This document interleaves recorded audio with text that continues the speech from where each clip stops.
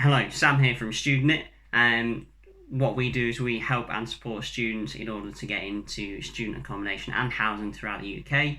And we're doing it for about 2.5 years when it's first starting its conception, and we're just growing every year.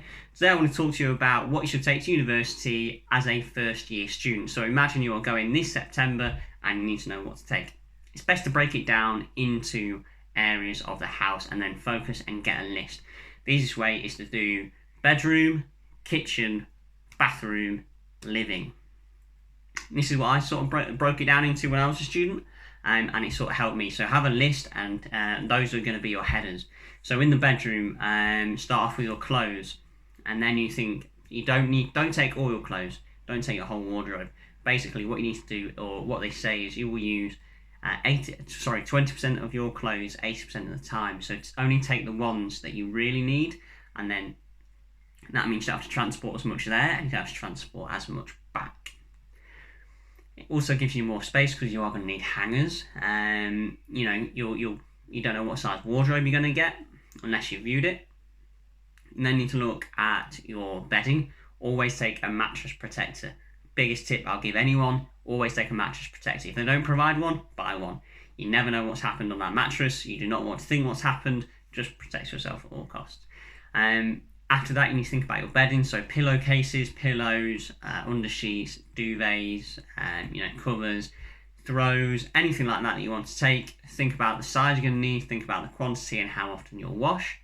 You can then start to think about laundry baskets. You can then start to think about other things like that you want in your bedroom, and basically compile a list that you're going to need there. Move on to the kitchen, and then the problem here is your bedroom is everything that you're going to use. The kitchen, if you're living in a house, you don't want to take 5 sets of everything. So if you're going to take something and your friend's going to take the same thing and your friend's going to take the same thing, you could end up with like 5 kettles and you only need 1. So make sure you coordinate, make sure you know what's in the house. Most houses will already provide a kettle and a toaster and a microwave, those sort of basic things, but always check. After that, there's probably going to be utensils left there from previous students, but it's always best to take your own. And if it's going in the kitchen, be prepared to lose it. This may sound mental, but if there's 5 of you, it could get lost, it could get broken. It's a student house. Be prepared to not get it back. So don't go out there and buy really posh cutlery because it might get lost and broken. But the things you might need are, knives, forks, spoons, tin openers, ladles, spoons, pans, frying pan, saucer. Those kind of things. Just try and get the bits that will cover everything. So, sauce is a good one, and, a decent sized frying pan. And then you can start to build out from there. Tin opener, everyone forgets. After that, you can then go into the living room. What you're going to need in the living room, it could be your Now TV, it could be your Netflix, it could be laptop, it could be projectors if you want something like that in there. It could be a games console. All those kind of bits that you need to build it up. For us, we hooked up, and this was when I was back at university, we hooked an Xbox 360 into a projector onto the wall, and we used to have a game night. And it was stuff like that. So when you're looking at sort of kitting your place out, some of the things that you do need to take, and I have written this in my blog, by the way, so it's all here. Don't forget the bathroom. One point not to forget. So there's kind of stuff that you're going to need: bath mat, towels.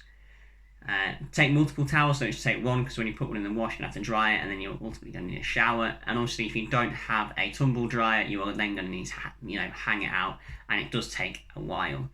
So make sure you've got a spare one of those. Shower gel, shaving foam if you're a bloke, deodorants, all that kind of stuff. Get it on a list, go down, see what you use day to day, and then start using that. Build up your list. Don't buy any food prior to moving there, because obviously it might go off. You can buy non-perishables, but then you have to transport it, whereas if you get an online delivery just sent to your house that you're moving into, 10 times easier. And especially if you coordinate this with your friends as well, you can have everything arrive on one day. If you don't want to go through the hassle of listing everything out, so just out on here, on our blog, there's bottle opener, mugs, glasses and wine glasses, shot glasses if you're interested, knives, forks, spoons, plates, bowls, casserole dish, small frying pan, and it goes on. You can get all of this packaged up. We partner with a company called Uni Kit Out, and what they do is they will send you kitchen packages, bathroom packages, and other bits like that. And they'll send it to your door on a day that you want it and arrive, and then it will come nicely packaged. Open it up and then spread it out in your room.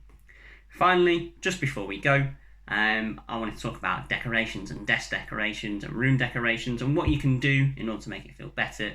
I think that you should try and get the majority when you're there, because then you know what fits, what it's like.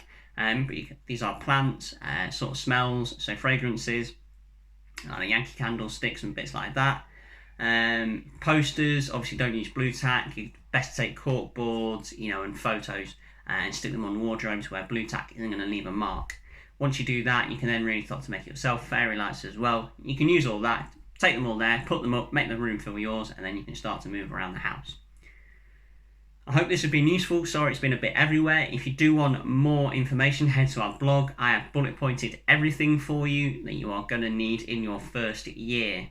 So please go there, have a look, make sure you get your list sorted, and if you need me, just comment below and I'll always reply. Thank you.